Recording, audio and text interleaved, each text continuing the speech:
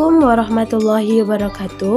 Perkenalkan, nama saya Wardaningsi dari Prodi S1 PGSD dengan nomor NIM 2186206190 Universitas Pahlawan Tuanku Tembusai, dengan memenuhi mata kuliah kajian kebahasaan dengan judul Objek Kajian Fonetik, Alat Ucap, Klasifikasi Bunyi Bahasa dan Proses Terbentuknya Bunyi Bahasa, dengan dosen pengampu Ibu Putri Hana Febriana MPD. Yang pertama yaitu pengertian fonologi dan fonetik. Secara etimologi, terbentuknya dari kata fon yang berarti bunyi dan logo yang berarti ilmu. Sebagai sebuah ilmu, fonologi lazim diartikan sebagai bagian paling dasar dalam hierarki kajian linguistik yang mempelajari, membahas, membicarakan, dan menganalisis bunyi-bunyi bahasa yang diproduksi oleh alat-alat ucap manusia. Sedangkan menurut Kamus Besar Bahasa Indonesia, fonetik adalah bidang linguistik pengucapan atau penghasilan bunyi ujar sistem bunyi suatu bahasa. Jenis-jenis fonetik berdasarkan di mana beradanya bunyi bahasa itu sewaktu dikaji. Fonetik dibedakan atas 3 macam, yaitu fonetik fisiologis atau fonetik artikulatoris, fonetik akustik, dan fonetik auditoris. Yang selanjutnya yaitu alat ucap. Yang pertama adalah paru-paru, batang tenggorokan, pangkal tenggorokan, pita suara, dan krikoid, dan seterusnya.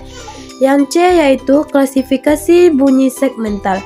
Klasifikasi bunyi segmental di dalamnya sebagai berbagai macam kriteria, yaitu yang pertama ada tidaknya gangguan. Dilihat dari ada tidaknya gangguan ketika bunyi bahasa, bunyi dapat dikelompokkan menjadi 2, yaitu yang pertama bunyi vokoid, yaitu bunyi yang dihasilkan tanpa melibatkan penyempitan atau penutupan pada daerah artikulasi. Ketika bunyi itu diucapkan, yang diatur hanyalah ruang resonansi pada rongga mulut melalui pengaturan posisi lidah dan bibir.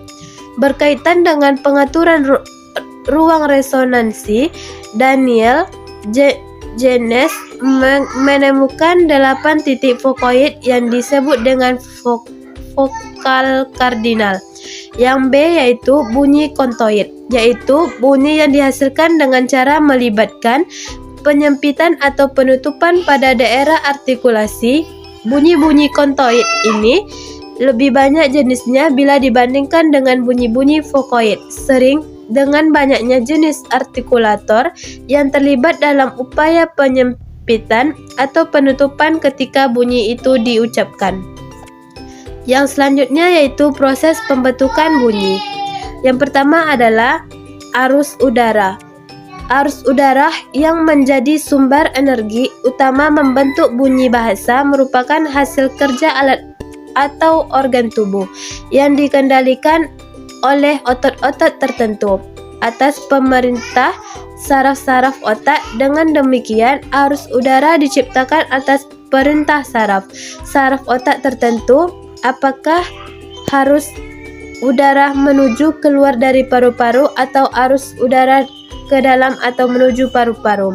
Yang B yaitu pita suara, merupakan sumber bunyi. Ia bergetar atau digetarkan oleh udara yang keluar atau masuk paru-paru pita suara. Terdekat dalam kerongkongan dalam posisi mendatar dari muka ke belakang.